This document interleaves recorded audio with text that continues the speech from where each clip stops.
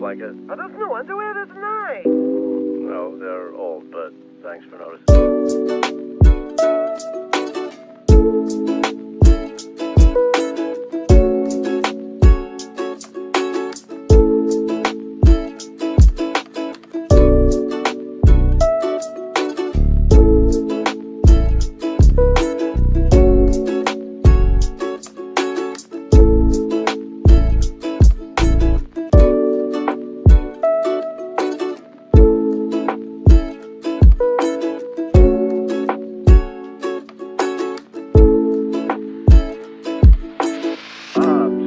Once in a lifetime.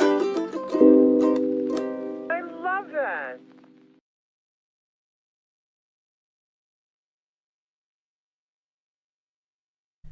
This video and all content is made possible by our Patreon subscribers. For $3 a month, you can help keep the lights on here at From North to Wharf. Thank you for your ongoing support. And if you would like your own From North to Wharf merchandise, head to fromnorthtowharf.threadless.com.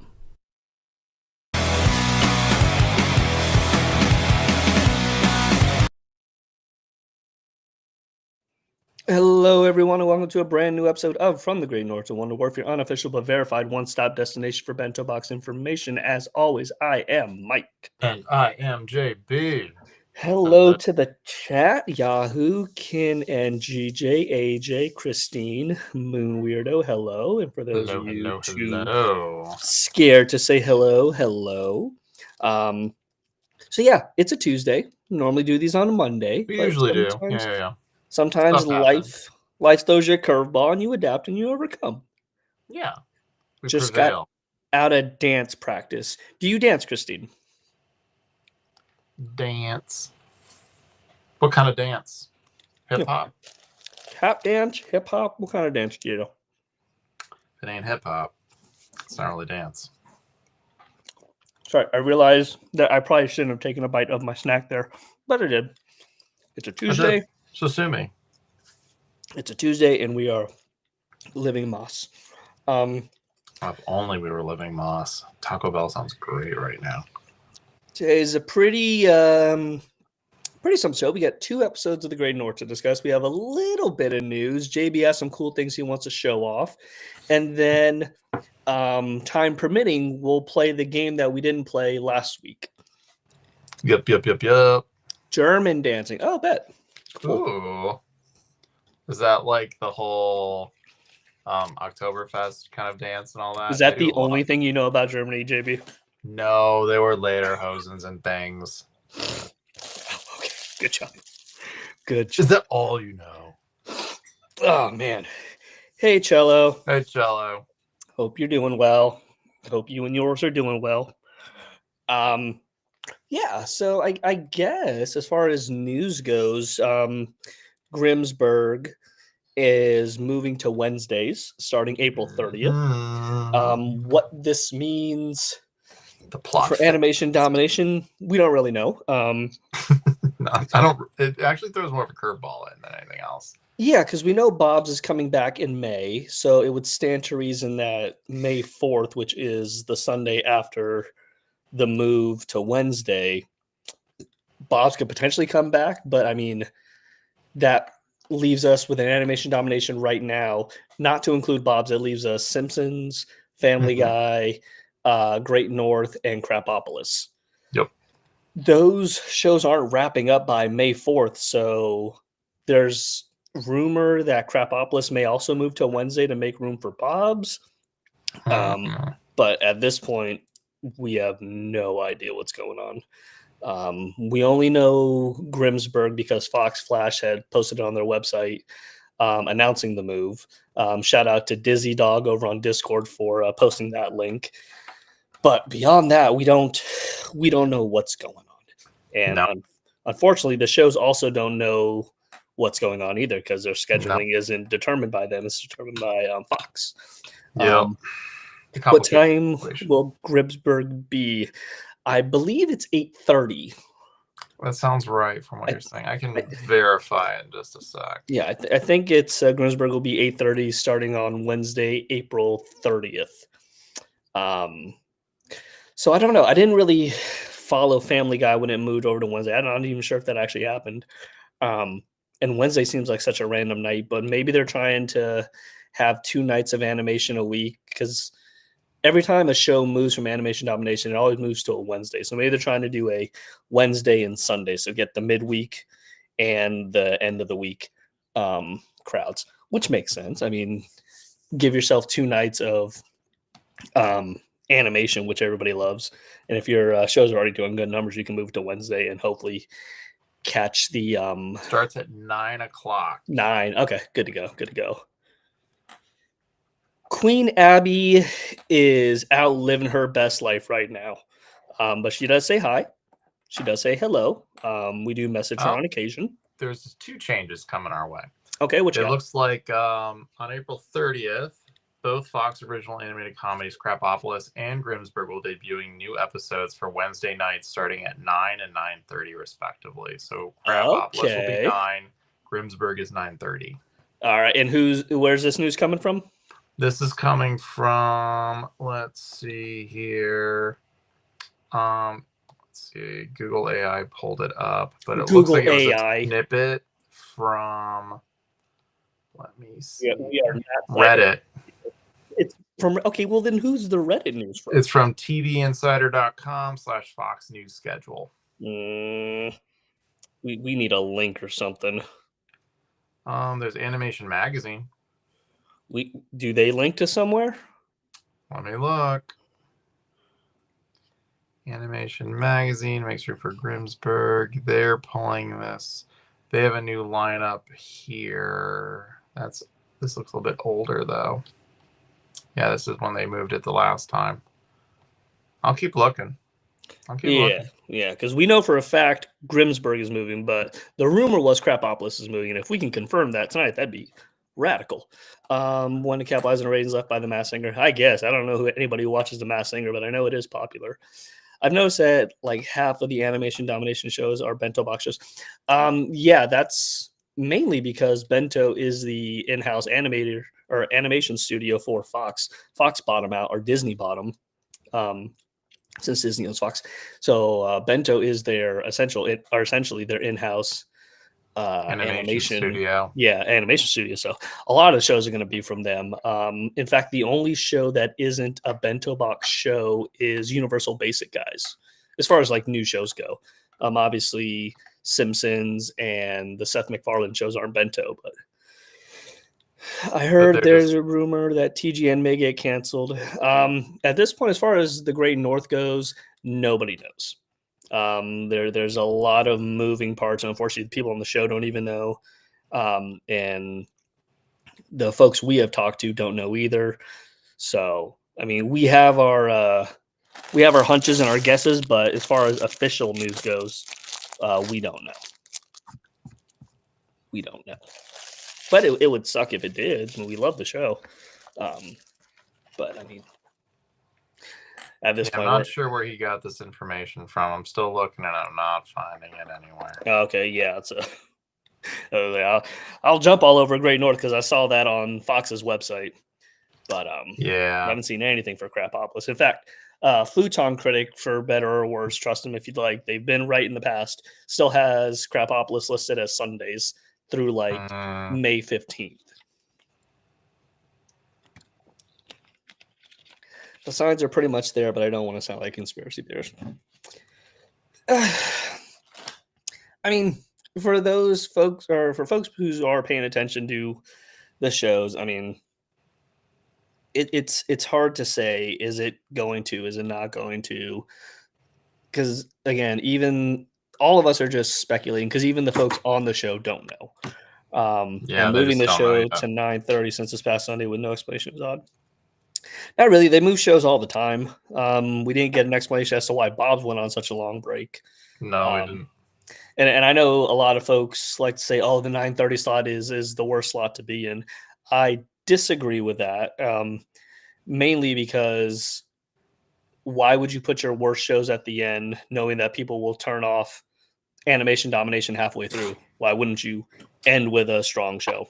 Yep. So I don't buy into 9:30 being a dead slot, because Bob's for a time showed at 9:30. Yep. Family Guy showed at times at 9:30. So I don't buy into that so And much. both did just fine. Yeah, both are legacy shows, so I don't buy into that. And I mean, even like American Dad aired pretty late, and it's back. Futurama aired later. It's still going. So like, I think even King of the Hill was a later show at the time. I think it rounded up Animation Domination back in the day. So yeah, I don't necessarily believe just because the shows or just because the show airs at 9:30 that it's on shaky ground. There's other things to look at, but that ain't one of them. No, usually people point at like the one that people are going to miss more than anything is usually the first one because it's early and it's usually like around when people are just like getting settled or doing other things. Well, the great thing is that Simpsons has had a stranglehold on that 8 p.m. time slot, so I don't think it's. I mean, potentially move to 8:30, but yeah, I think people just know it's then. So yeah, that they know. Fan, they just know. Yeah, that they know that kicks off Animation Domination. So, yeah, it's a crapshoot. Like I said, there's going to be next year's Animation Domination. Our next season's Animation Domination is going to consist of Family Guy, American Dad, Bob's Burgers, and The Simpsons. Yep. What that means for the other shows, who knows? But getting 15 episodes, we still don't know if it's 15.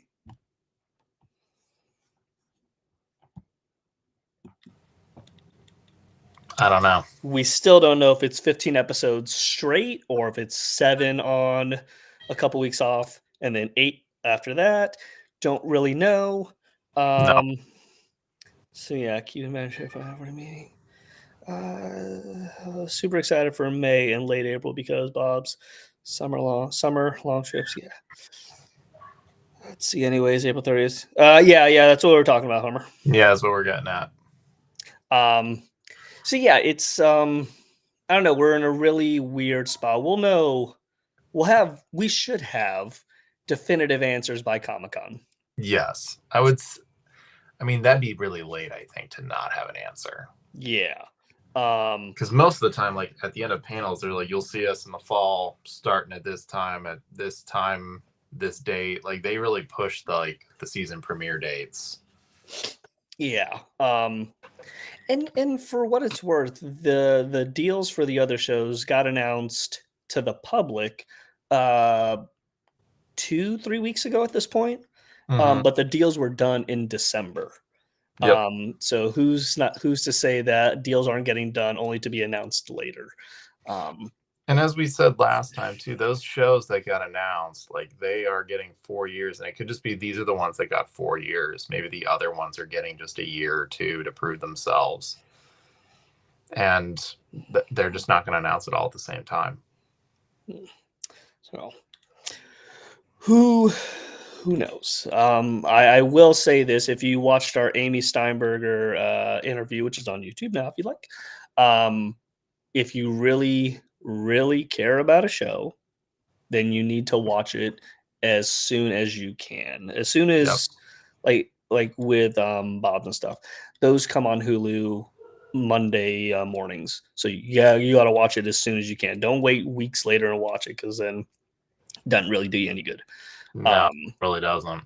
So yeah, and that's where they look at the numbers. So the first week after it airs is really what they're focusing on. Mm-hmm. So yeah, if you love a show, you gotta be watching it. And that not just for Bob's and Great North and all them, but any show in general. I mean, folks love to cry foul of the studios are canceling shows and blah, blah, blah, blah. But shows only get canceled if the numbers aren't good.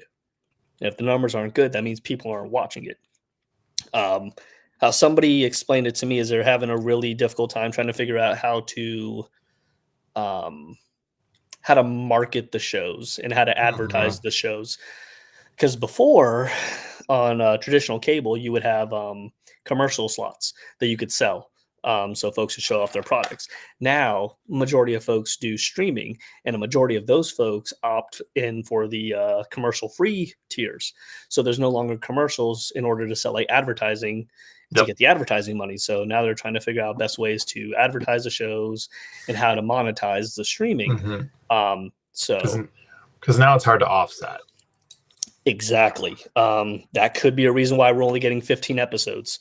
Because these shows ain't cheap to make, and it's hard to make your money back Mhm. if you're not able to sell commercials. Yep. Because certain shows and certain like networks and things have a little bit more of wiggle room. I would expect with like Disney, they have a big merchandising line, so they usually can make some money off merchandising, and if they can do that, sometimes it offsets a show. But Fox is a little bit smaller, so they don't have that type of push. Even though I know they are owned by Disney, I think Disney focuses on Disney stuff a little bit more, and it's usually geared towards merchandising. Mm-hmm. So who knows? The next couple weeks are going to be very interesting as far as what's going to happen to some of our favorite shows here. So I can say this with all confidence: we don't know anything that we're holding back. We are Nope. literally in the dark with everybody else. So it's We not feel it. it's not a fun place to be in. But Not at all. as soon as we hear anything that we can say out loud, then we will. But for now, watch the shows.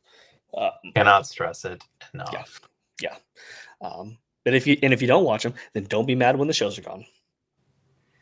You only got That's going to be hard to, yeah. Just remember we told guys, like, you got to watch it. Otherwise. And I mean, you're hearing it right from the people's mouths. Like Amy's telling you, you got to watch it. And when you see people post and like, watch the shows, it's because they're seeing those numbers. And they know people like it and it's popular, but you got to watch them.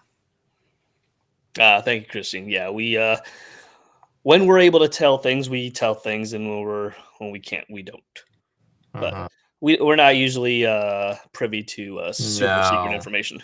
Not this kind of stuff, no. Not this stuff. Mainly because I don't think they know either. So I think the fate of the show is known by maybe 5 or less people at this point.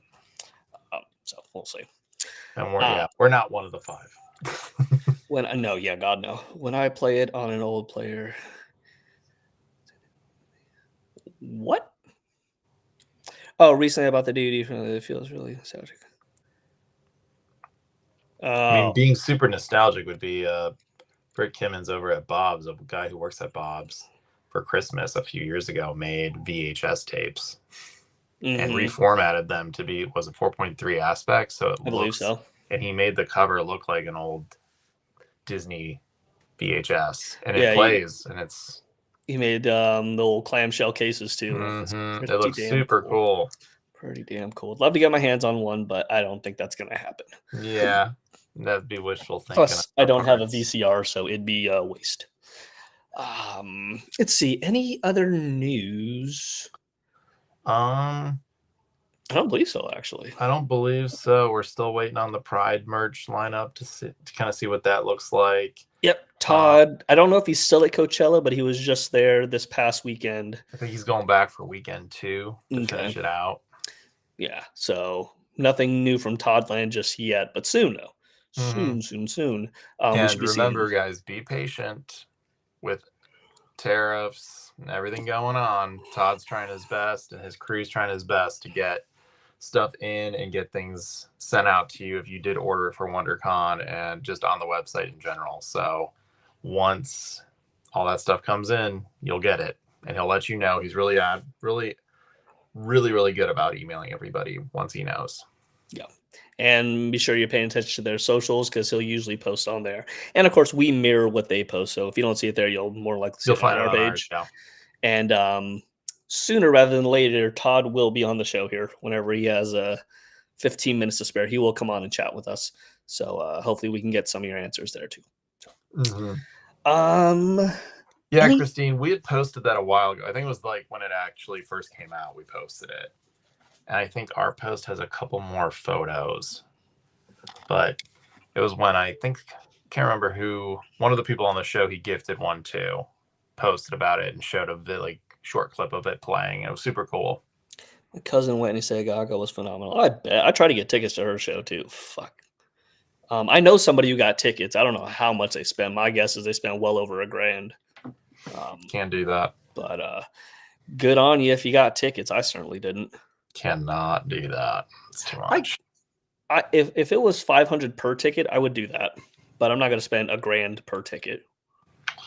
No, even for me, that's a bit steep. Well, I mean, you got a house and a baby. It's true. Money Very stretched true. a little more thin. Just a little more, yeah. Plus, you still have to get your Comic-Con plane ticket. I still do. And then That we is very gotta true. start the putting together of items for the Comic-Con giveaways. And then we have the rave. For Yeah. those of you who are following us on Instagram, which I assume is most of you, our friend Robert Download Jr. is hosting the 2025 San Diego Comic-Con Bob's Burgers rave. He's opening up a real life wiggle room. Yep. There's about Cosplayers welcome. We've seen Uh-huh. people already posting their costumes and things. So he hasn't released the lineup yet, but Oh yeah, I did the graphics for him, so I've seen the lineup. I don't know DJs, so it's a bit lost on me. is But Elevate gonna be there? who? DJ Elevate. I The don't one know who that from hell the that is. episode. Or is Oh. that maybe what he's gonna do? No, he's tabbed as Robert Download Jr. But yeah, I don't. It's not really my scene, so I don't know any of the folks. But he assures me they are great. Hey JB, how's the book coming along? How's the book coming along? It's coming along. I just did let's see, over the weekend I was able to knock out a bunch of artwork for it. So working on the Thanksgiving salad. So we're gonna be doing that as one of the first things you make, and then also working on a final bread piece. So there's 4 bread recipes in it. So this is the last one for biscuits. So no surprises yet on who it's going to have in it, but try to spread it out. So a lot of characters are getting some time and getting some pages. I try to make sure all the big people at least got one page, and it's got as much Thanksgiving wrapped into it as possible, but sometimes we step out a little bit and certain characters get brought in to have a moment. It's kind of like the movie. Everybody gets a little bit of time. But here's how it's coming along. With physical copies. Yep. I would show you guys, but I'm using my iPad, so that's what it's on right That's now. how it's coming along. And yeah. And then if you follow our Instagram, of course, you saw JB's little preview of his artwork. And if not, there's a little preview. Yeah, that one. You might be able to guess where that picture's, like, what recipe that picture's coming from.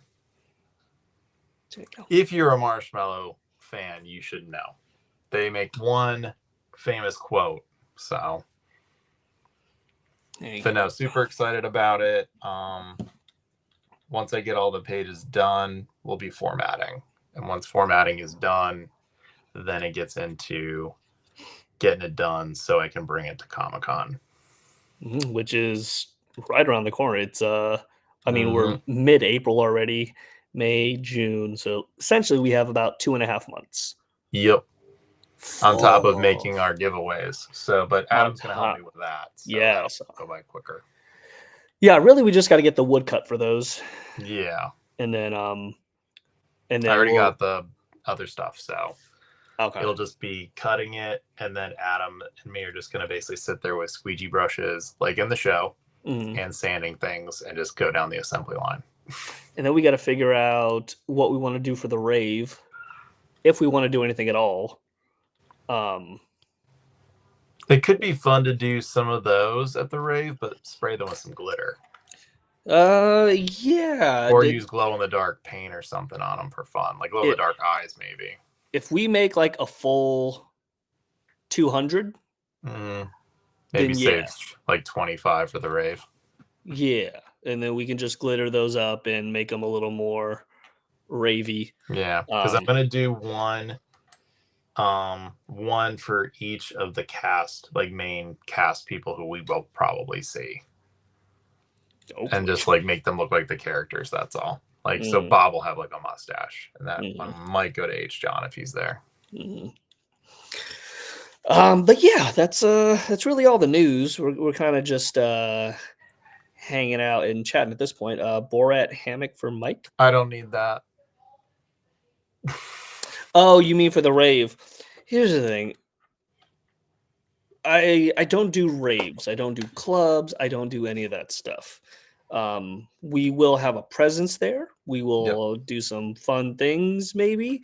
But if I'm tapped out by 9 p.m., I'm tapped out by 9 p.m.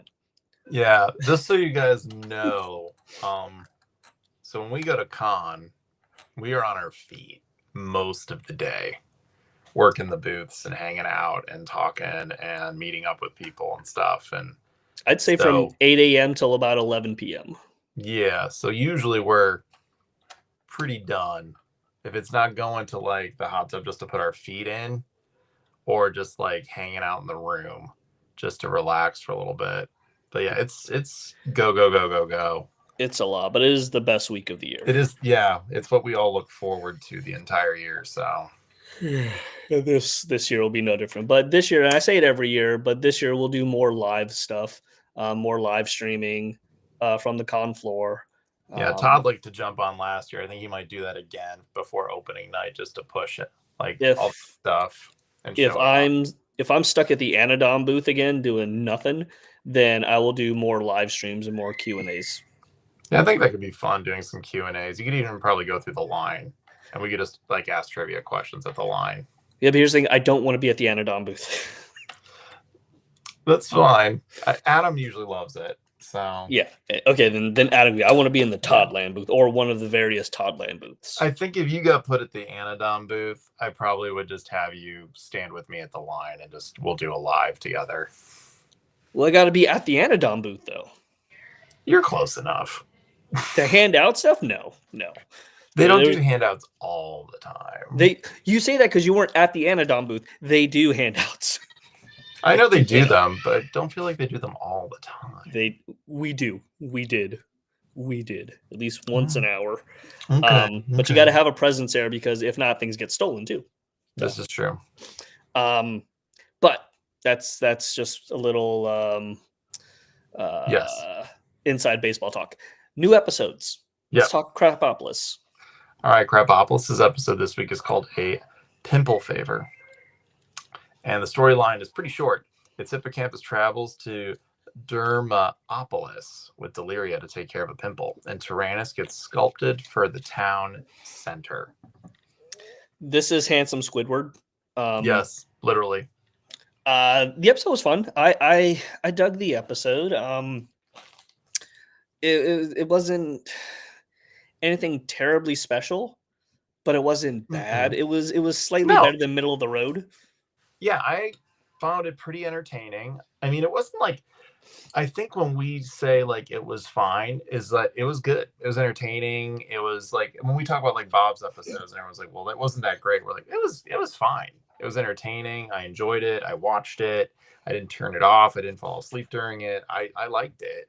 And you nailed it with like Squidward. It totally was. Like it almost seemed like they were making a jab at it. Mm-hmm. I'm like, we can do this too. It's fine. I mean, he had the sculpted face like Squidward. It is that's all I thought about when every time I watch the episode. Like, this is just Handsome Squidward. Mm-hmm. So it's fine. I like seeing Tyrannus have his body issues and then kind of lean into the sculpture and loving it more and more, but then wanting to accentuate it in certain aspects. But I mean, was it my favorite episode of the season? No. Was it a fine episode? Yeah. It was for me, I'll say. So I enjoyed it. And I think, I agree with Mike. Not the best episode for the season. There's plenty of other ones that are top notch. This one, again, middle of the road, just fine. I am curious about your thoughts about the end of the episode, though, where it gets a little creepy and a little like, what is going on? And it was, I know they brought the voiceover person back because that was from an older season, but it's always like something bad is happening to her while she's doing the voiceover. And this time it was a killer trying to get into her house. It was jarring, almost like Scream. But it took me out of it, but I enjoyed it as well. I thought it was almost a distraction at times because like because the background was still like how the statue, and then it became like an Indiana Jones bit where Mhm, the statue kills people Mhm. because it's like they call it ugly, and then they had to like case it up like the Ark of the Covenant and put it in storage. So I will say this: I liked it. I didn't like it in the episode. It took away from the episode, but I enjoyed whatever that story was. But I hated it as part of the episode we saw. Yeah, because Krapopolis has done that once before where they brought it into the future and he was talking through the clam, through the shell to the woman in the future who's like, yeah, Krapopolis, and like all the things that it did. Also, Mhm. it looks like Ty got overthrown by Mhm. somebody. Yeah, yeah. And it took away from like all the interesting stuff in the episode was in that last 2 or 3 minutes. I And I almost wanted wish to see that those was the stories. episode. That Yeah, they I had wanted littered that throughout this Mhm, episode. I think that would have mhm, been fine. Like, but the statue's really important. And then like going into the future and being like, no one really cares about the statue. mhm, mhm. And like you said, we saw like a little Indiana Jones bit, Yeah, and I I would mean, it have also fried some Nazis. good. Nazis deserve to get fried. Exactly. Um, I but wonder if that was Dan Harmon's choice to do that on purpose. well, it was an Indiana Jones bit, so Yeah. but yeah, it felt too jarring, and it took me out of the episode, and It really did. made me wish we got to see more of their throwaway joke. Yeah, I wanted more of it. So I don't know. Crapopolis, like I said, it's fine. It's grown on me. I look forward to watching it every week, but sometimes it is maddening in the choices they make. Yeah. And I think, I mean, they're getting a little wacky. Every ending has been a little more wackier. So I think they're really testing, like, can we do some things with it? Yes, they do. Yes, they do. I don't know. You know what? You know what sucks is, I mean, I absolutely love you, chat. I love you, chat. I love you that you all come out. There's a delay, so whenever we see something pop up in the chat, I now have to remember back to what we said 10 seconds ago, which this is all just a stream of conscious thought. It just happens. Not really sure or what's going to come out from time to time. So, case in point, you know, it just happens. So yes, they do. My thoughts on Crap. No, that was pretty much it for Crapopolis. It was fine. Let's head over to the great. Yes, everyone. New. Yep. Two-parter. Two-fer. So. 2 times the Attenborough. 2 times the. Is on the Nazis. Yeah, fuck Nazis. Same. And I'll stay. There is a reason we got rid of them the first time. Yeah, they keep coming back. Yeah. But what do we got for the Great North? On a brighter note, we have the Great North. So, yeah. So, the Great North, for this week, we had Dial M for Moonder. And this is when a snow day is unexpectedly rescinded and the kids are forced to go to school. Detective Moon must crack the case on who committed such a twisted crime. And also, I wish I had memorized that speech that Moon says in the episode about snow days because it's so good. So, I enjoyed the episode. There was a couple things I was confused about, even watching it multiple times. Was a lot of the detective talk. Like I was trying to figure out the motives for, like, I knew the assistant or the intern principal was just collateral damage. Why was Mr. What's his face? Why was he caught up in there? Yeah, why was he caught up in the crossfire? She wanted to embarrass him because he was the one that put her on stage, even though he told her, like, no, you don't get to tap dance for this guy, but she made it kind of a point, so she took a vendetta against him for allowing her to do it. Oh, so she's mad that she got what she wanted? Essentially, but then because of what happened, she was mad because she ended up burping. That's not his fault. On stage and humiliating herself. Well, yeah, but that's Judy. Yeah. So Judy's gonna make it a thing. You, Judy.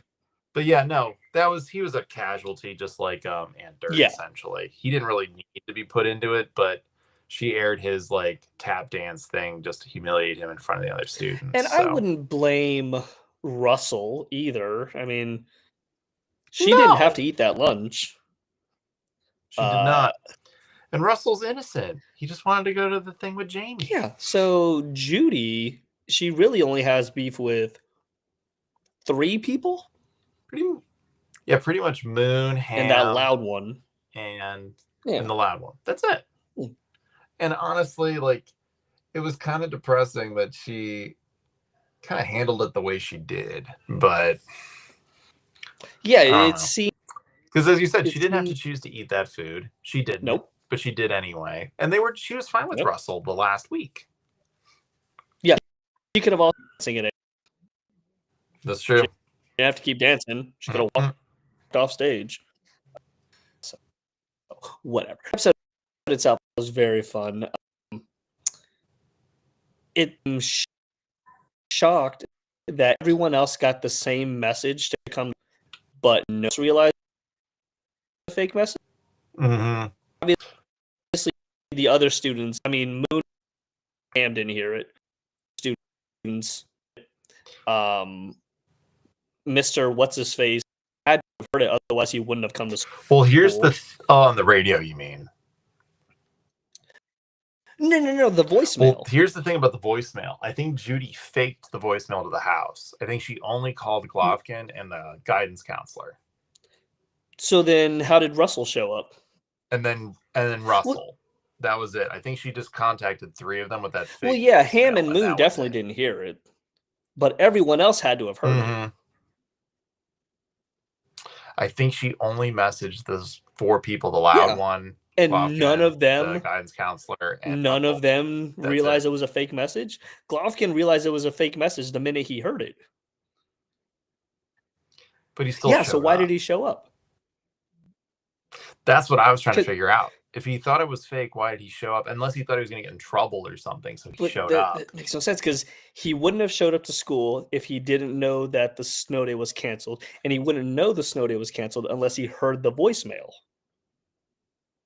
I also thought it was weird the guidance counselor showed up, because I think she wanted the power, because if Principal Gibbons wasn't there, she was second in command. So I think she wanted that just to punish. But why? But why call her?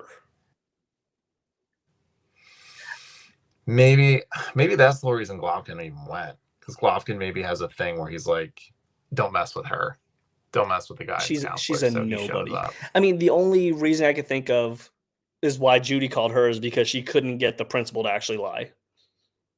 So she's like, okay, well, I guess I'll get the 3rd in command or something, because obviously the assistant principal will be next. So I don't know. And do guidance counselors have keys to the school like that? She's the backup assistant, so the second that Gibbons is out, she's in charge. Backup so she probably does have a assistant? set of keys. It's 3rd in command. Well, I mean, it's Lone Moose. There's not really a whole assistant principal vibe. I think it's more or less like there's just a tree that you go down. Let's see. At least the audio Judy put up was mixed and not created by an AID fake. JB.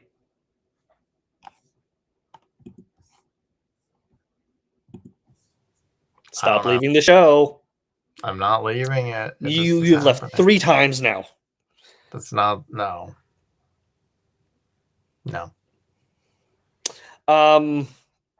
Beyond the Grand Canyon-sized plot holes in the episode, I thought it was really fun. The B plot I thought was fine. I don't really care that Beef broke up with what's her face, Carissa. Yeah, it doesn't serve the plot any. Him being with somebody doesn't serve the plot any. He was fine with someone. He was fine without someone. He's fine. I think if anything, it was just to show growth, honestly, in Beef. That was it. That he could just move on. That it was okay. He just needed a couple of weeks, and he was fine. Yeah, and then we got that, and now it's fine. Because what are we gonna have? Beef-centric episodes where he goes on dates? That's not fun. And I don't think that's going to be the plan. I think it's going to be more like he tried it. He'll date again maybe in a few episodes or like next season. But at this point, it's like we don't need it. Not at all. He kind of got over the hump that was Kathleen. So Yeah, the plot device of him still being hung up on his wife, that's no longer a thing. It's gone. No, he's over it. Yeah, It's done. so we don't need him to be in another relationship. No, I think if anything, it was just they wanted to do an arc where he Mhm. was kind of like getting over that and learning that he could move on. And I think it helped develop his character a lot because he was Mhm. just kind of always stuck in that sense Mhm. of himself. And he's been more fun. Yeah. He does drinking contests. He goes out on dates. He does things that he normally wouldn't do. He's open to doing like the sunset sales stuff and the spooky sales. Mhm. Like he's open to being more involved with his kids and doing Mhm. new things. So I think it helped a Yeah. lot. Yeah, I agree. And I Um, enjoyed that he literally just got drunk in the school parking lot with his family and just talked about it. He finally was able to be like, yeah, I can be vulnerable to say it. This happened. I don't know. I have my feelings about Same. parents and their kids I'm getting glad they drunk had together. Cam just drive. That was fine. Oh yeah, that was fine. I just like parents shouldn't be getting drunk with their kids. That happens. Geez, Mike, absolutely heartless. Is this your first time to the show, Cello? He needs to get back with Allison. They never actually got together though. I think if anything, they really didn't. And I mean, she even said it. You're somebody I could see myself with at some point, but even like Beef is like, I'm just not ready for that yet. Yeah. He's like, you have a lot more experience and I don't. He's Yeah. like, so, and it could be more about that, like it's infatuation. Like they've wanted each other for a long time. Then once they have it, it's just like, now what? Yeah, because I mean, I don't. I can see Beef getting into a relationship, but I don't see it lasting long because he's a man of the sea. He loves his work. He loves his family, obviously, but I mean, I don't want Beef to change just because he's in a relationship, and then I can see that going south, and then that ending again, and then we're in a vicious circle of him being unhappy, which is Yeah. boring. It almost seems like he'd be better off with somebody who isn't always there. Hmm. Because I think he's been used to it with Kathleen not being there. I think he likes having someone there when they are there. Mm. So I could see it being someone who's like a pilot who's not there all the time, or someone who's like maybe a doctor and works a lot, but they're around sometimes. I think it needs to be someone who's not always there at Lone Moose. It needs to be somebody who maybe a long distance kind of thing. Yeah, But I mean, he's the type of character who isn't up for like flings. He's not up for like a one night stand or a friends no, with he's not benefit into kind of that. thing. But he also doesn't need a relationship either. He's fine on his own. Mhm. And I think that's where he belongs, is on his own. Yeah, I think it's fine. He's proven he can do it. And I think if anything, he may now know that with Carissa gone is like, you know what, I probably need to just keep working on me. But yeah, solid episode. Really dug it. It really leaned into the horror and mystery this season, which I really dig. And hopefully, this isn't the last time we see them. Or No, we I see really that. like Moon leaning into his like detective side. I think was fun too. I mean, it's just kind of like felt like a little bit like a lesser of Moon Court, but I enjoyed it. Oh, by the way, Mike, we quote you all the time now when you say "fuck you." Hey, if you attribute that to me, then that is a compliment, and I thank you and yours. We'll add it to the Lars Blueberry shirt. We'll add it to the other stuff that you all didn't buy. But yeah, dug the episode. Any last thoughts before we jump into Sam's bit here? The Yeti was easy to find this time. It was. I was so afraid that it was going to be a white Yeti on a white background, which it was, but it was easy to find. And I think that was fair. It was crossing the road, and you got to see like, oh, this is how it gets around.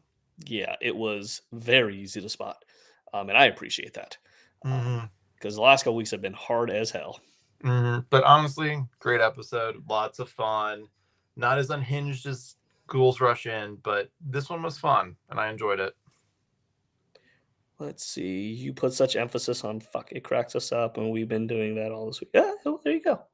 There you go. If I could impart any knowledge to the younger generation, there you go. Us 90s kids are all about the horror TV. Oh my God, yeah. This is my legacy, then.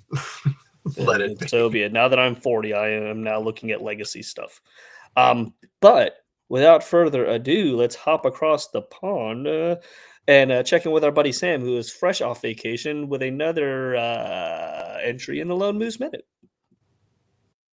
Hello and welcome along to another Lone Moose Minute here on From North to Wharf with me, Sam, aka To Lone Moose and Back. I've returned from my little trip away and I'm ready to give you my quick fire thoughts on the last 2 episodes of The Great North, those being Ghoul's Rush In Adventure and Dial M for Moonder Adventure.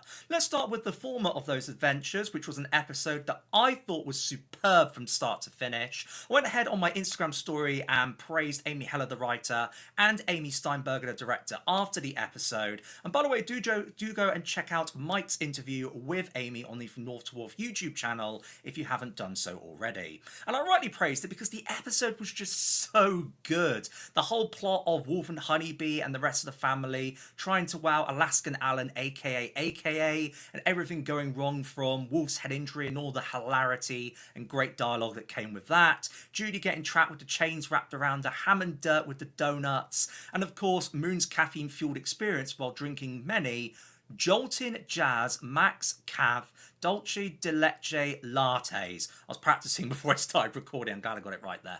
Beef and What I thought were great together as well. Makes me excited for what Men in Belts adventure will offer when that episode does eventually air. And I thought Alaskan Alan, he was a great addition to what was already a very great episode. All of those melted together to create what for me was an absolute highlight of the season so far.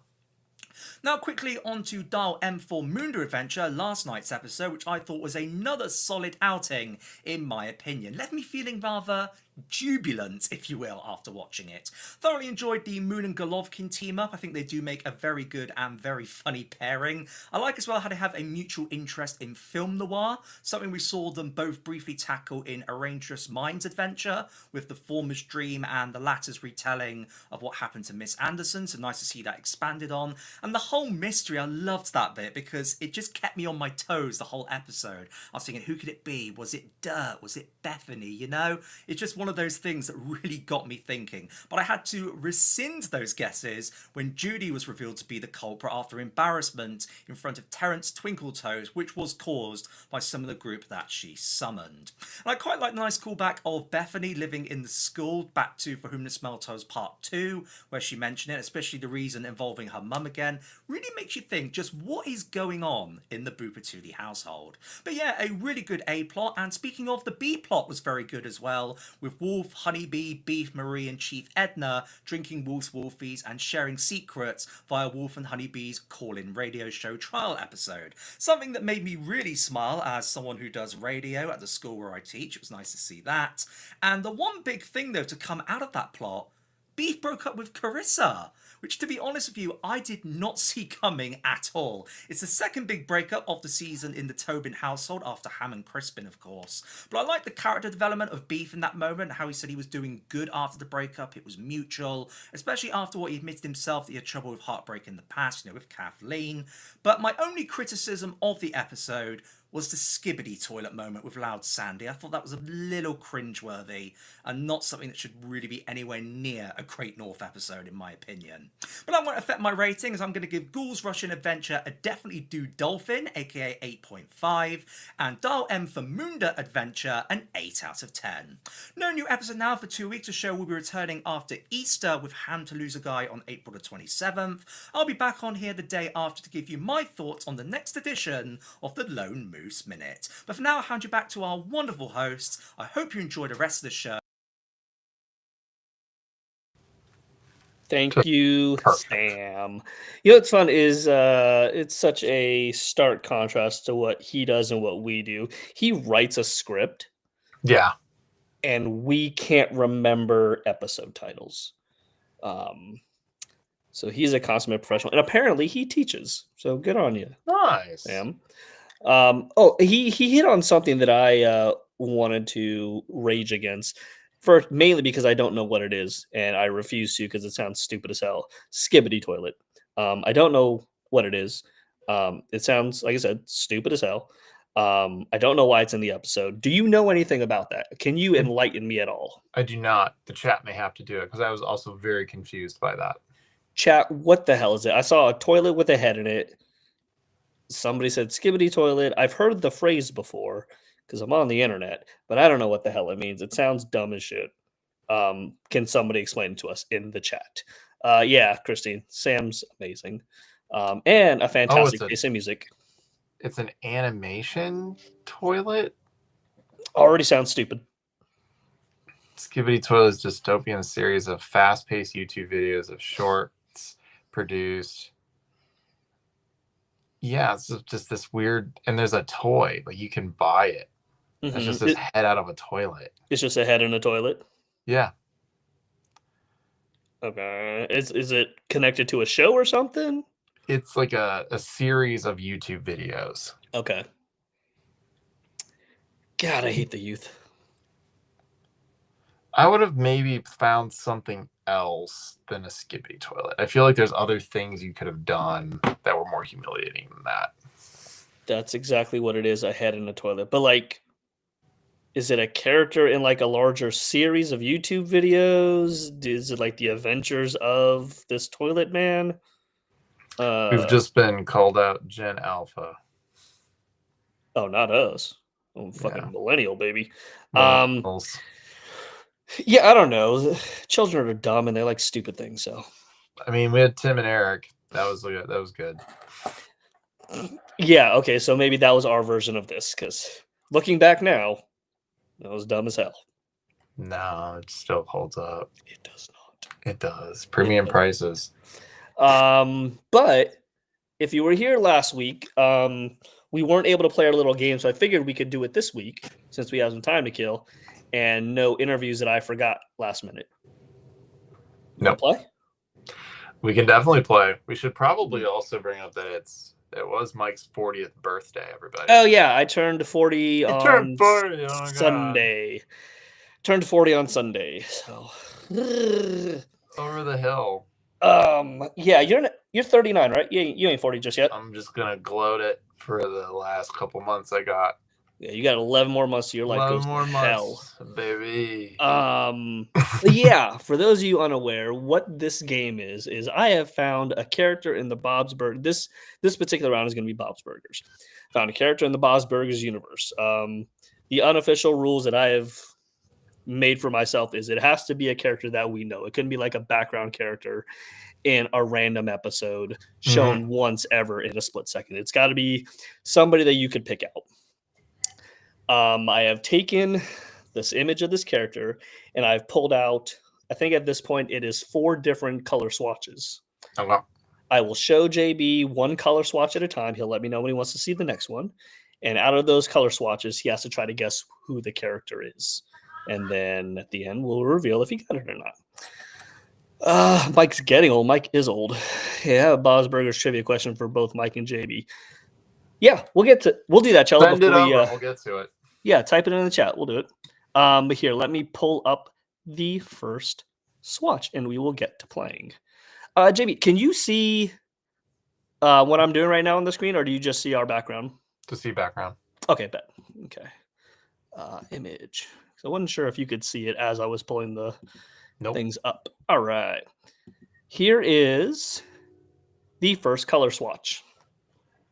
And you can have as much time as you like. I can bring up the next one. But this is the first color swatch.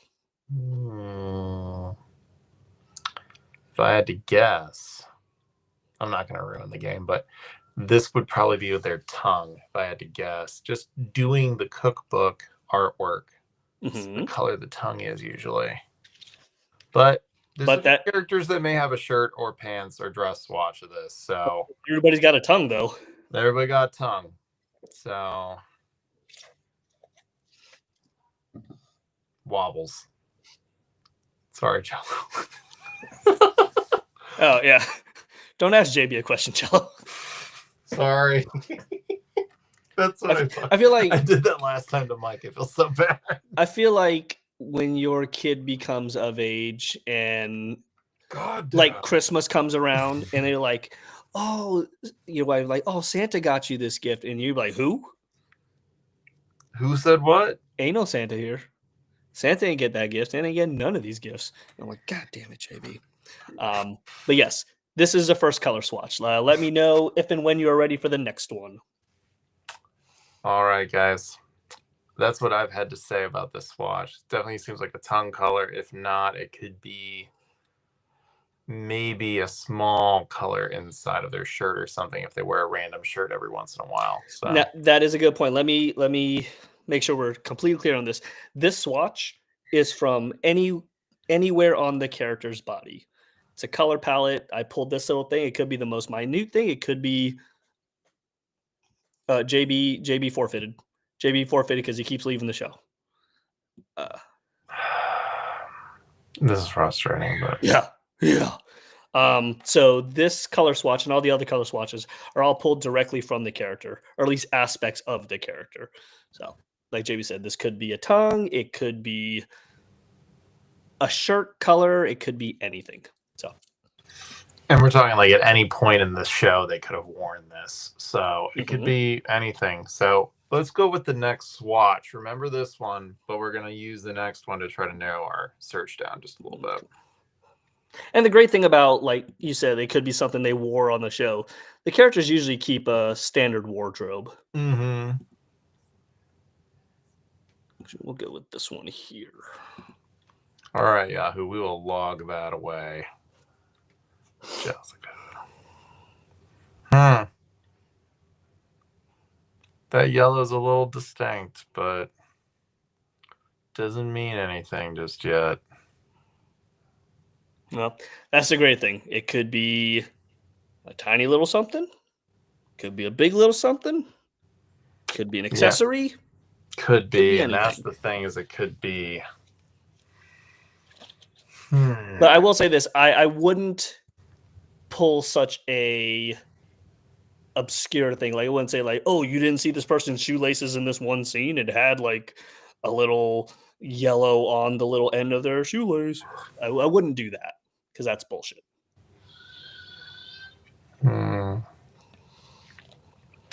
Yeah, this is a good one. So that swatch could be quite a few things. I mean, some people may say like it's a certain person's shirt. I don't know if it is the exact color of certain person's shirt. So I think might be trying to throw us off by using this one as the second one, trying to throw us off the trail that are making us just think it's one person.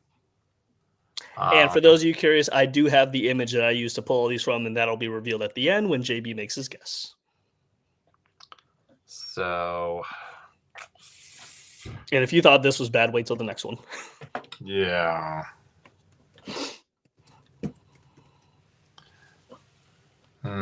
What do you think, guys? Should we move on to the next one, or? And for what it's worth, we can jump back to see the other ones. So.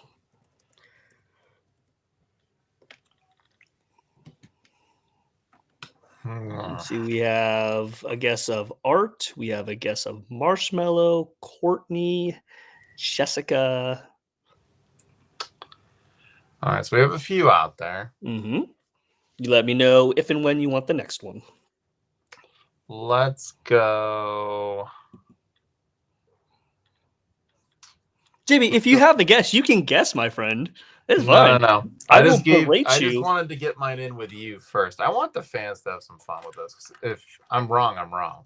But also, you can't ask me in the chat. Oh no, I'm just throwing out my guess now. So if it does come up that I was right, I'll be like, I got on the second one. At this point, we've gone through 2 slides, so I'll be fine if you guess it. Yeah, I don't think it's it. Let's go ahead and do one more. Maybe one more will help verify it. I don't think so, but we can try. Mike would remember the books in the movie. He loves that trivia question. Here's the thing. I don't. I just wrote it down. Oh. Okay. So this could be hair. This could be shoe color. This could be quite a bit.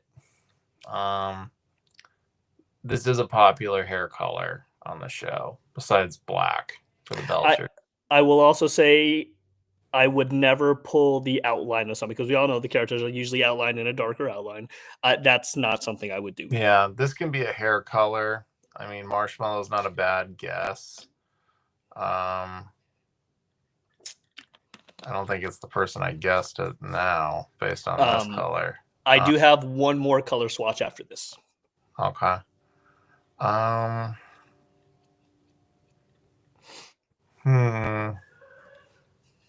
Yeah, that pink. Yeah, maybe Yahoo. You might be onto something. It could be Tammy. Could be. Or is it Jocelyn and we're all just being thrown off? Would you like to see any of the other swatches, previous swatches? Well, I know we got pink. We have a yellow. Mm. So we have that pink. It's not Nat's pink. Mm. We have yellow. We have brown. Hey, Toasty. Maybe Toasty. Maybe it's Cutie Patootie Jean. And I will say this. I'm glad you brought that up. As far as characters I choose, it wouldn't be variants of a character. That's helpful. Okay. Yeah, that's too many variables there. So I wouldn't choose a Cutie Patootie Jean. So this is a pretty standard outfit that they wear. I wouldn't choose a beef squatch or a brunch squatch or anything like that. I just deal with the characters, at least for this first one, just so we can get a feel for what we're doing here. Hey, RVA coming in at the end, but I'm glad you're here. I don't think it's going to be Grover. I don't think that's it. Would you like the last color swatch? Let's do the last color swatch. All right.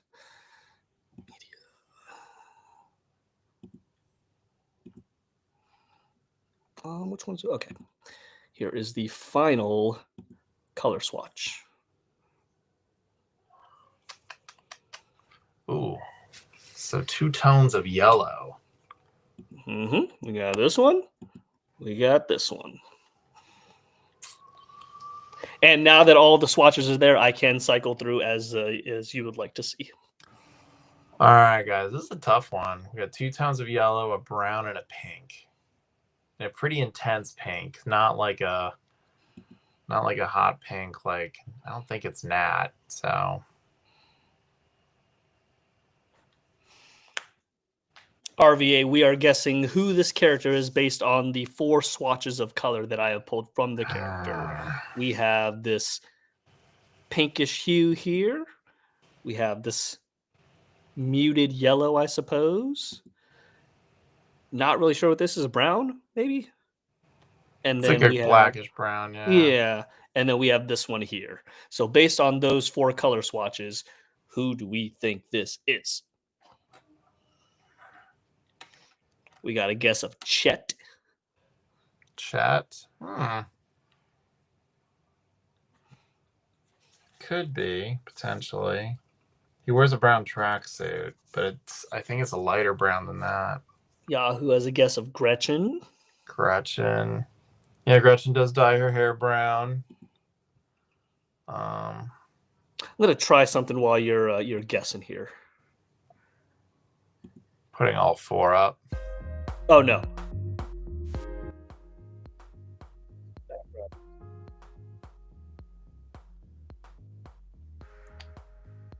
Okay, so people seem to like Gretchen quite a bit.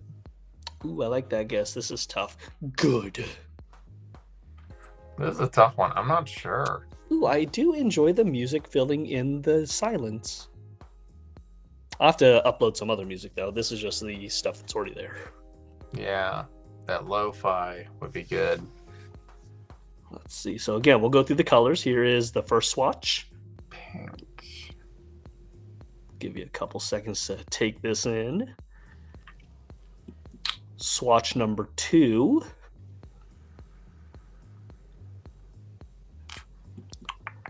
Swatch number 3. And swatch number 4. Again, base character, no variant. I wouldn't choose the outline of the character because that's cheating. I wouldn't choose a little throwaway like, oh, they turned around once and their freaking underwear was hanging out and it was gold. So when you see the character, you'll know, oh, yeah, of course. But for now, these are your color swatches.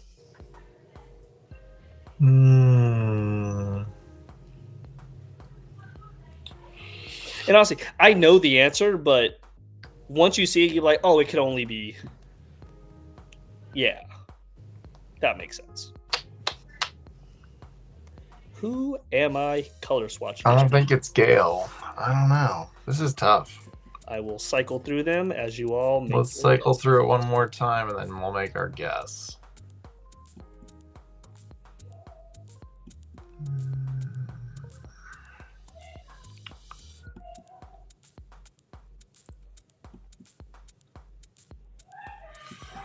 And I will say these are. I would say. Not. No, I'll leave that because I don't want to. I'll discuss that after the fact. I actually like to be Tammy because she has brown hair in her debut before dyeing it blonde. Fair enough. That was a good guess. But is it the right guess?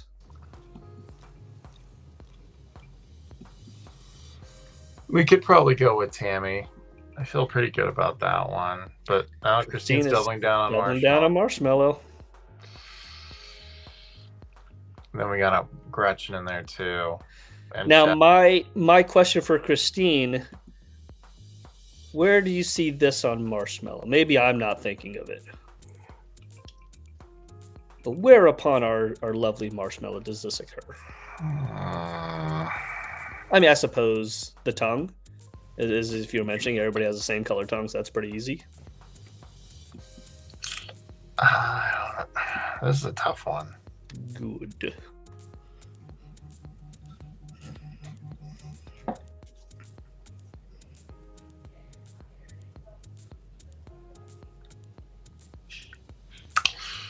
I don't know, guys. I'm not sure. Should we go with Marshmallow, Gretchen, or Tammy? I do got to pull the time card though, because we have been going for a second. That's true. Let's go ahead and say, since people seem to be not 100% sure, let's go with Tammy. All right, Tammy is your guess. Let's see if you are correct with the answer reveal. In 3. Ta-da! 2, 1. There you go. Oh, Dizzy Dog. You have the nose, which was the darker color. You have the darker brown of the eyelashes. You have the lighter brown of the fur and the pink of the tongue, which you were correct. It was indeed the tongue. Nice. But this was Dizzy Dog. So there you go, everybody. Now it makes sense. Yeah, no, it totally makes sense. But that is one of the new games that we'll play here. That may be a bit too hard, but it was a lot easier than you yelling out the answer right away. So, true. I didn't rip this time. But I do have other games that we can play, so maybe we'll introduce a new one every week. The fuck? Yeah. Fun. Yeah, Christine, the fuck. I got it right away. I don't know why everybody else didn't. It always does. But yes, yeah, that's about it. For those of you unaware, we do have a Patreon. For as little as $3 a month and up to $10 a month, you get early access to our YouTube videos a week early. You get the ability to submit questions for an interview at the $3 level. You have the ability to submit questions and guarantee that they get asked at the $10 level. You get early merch. You get yearly gifts from us every December. So yeah, For those of you who are already Patreon members, we appreciate you. If you're not, no harm, no foul. You don't have to join the Patreon in order to enjoy what we're doing here. I'm not sure if you enjoy what we're doing here, but it's free. But yeah, all that information can be found on our Instagram page. Hey, what about my trivia? Oh, well, we answered your trivia. It was Wobbles. It's Wobbles. We knew it right away. We knew it right away because we're smart. He says it in the Halloween episode. Easy Wobbles. Yeah. It's my last name, and my one leg's bigger than the other one. Yeah.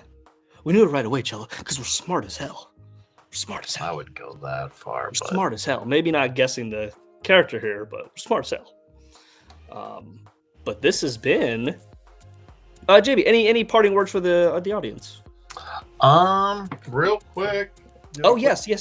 I'll do a quick shout out to my friend Danielle, who does Heritage Baking Company out of Youngstown. She made me some birthday cookies, and there was more. I posted them over the weekend, but I've been having a hard time eating them because it becomes like picking your favorite character. So I don't know which one to eat anymore. I'm down to the big six. So I got my Linda, got my Bob, Teddy, Mr. Fish, Tina, and of course Jean and Louise. But I think Mr. Fish Odor is probably the next one to go if I had to vote him off the island. Yeah, you got to eat them, otherwise they'll Yeah. I mean, they're good too. They taste really good, so it's more or less just a Teddy. I might save you for last because you're my favorite. But Jeez, I asked that because it was such a throwaway thing. Ass hats. Yeah, we live in the throwaway thing, sir. I live in ass hats. You don't know. We're up to our knees in ass hats. Fuck you. There you go, Cello. I got you one in there. But this has been From the Great North to Wonder Wharf, your unofficial but verified one-stop destination for bento box information. As always, I am Mike. And I am JB. And on behalf of Sam all the way across the pond there, we will see y'all next week. Good night. See you guys.